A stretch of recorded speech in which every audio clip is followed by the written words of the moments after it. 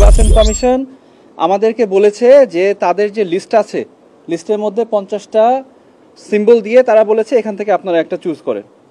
আমরা নির্বাচন কমিশনকে স্পষ্টভাবে প্রশ্ন করেছি যে আপনি যে লিস্টটা তৈরি করেছেন কোন নীতিমালার ভিত্তিতে লিস্টটা তৈরি করেছেন, আপনি কিভাবে সিদ্ধান্ত নেন যে এর মধ্যে কোন সিম্বলটা আসতে পারবে কোন সিম্বলটা আসতে পারবে না।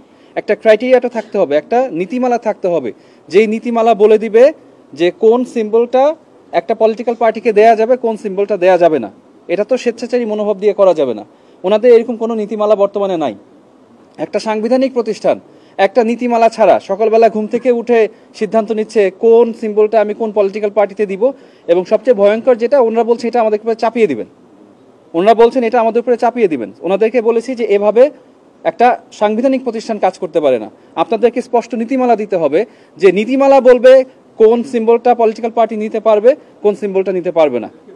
সেই নীতিমালা না পাওয়া পর্যন্ত আমরা এই জিনিসটা সুরাহার দিকে যাচ্ছি না। ওনারা আমাদেরকে 50টা প্রতীক ওইখানে দিয়েছে, আপনারা এখানে দেখাচ্ছেন, ওইখানে আছে বেগুন, ওইখানে আছে আপনারা দেখতে পাচ্ছেন যে ওইখানে খাট আছে, তারপর এখানে দেখতে পাচ্ছেন কাপ পিরিচ, ফ্রিজ, এই জিনিসগুলা ঘুম থেকে উঠে যেটা চোখের সামনে আসে একটা কিছু দিয়ে দিল আর কি।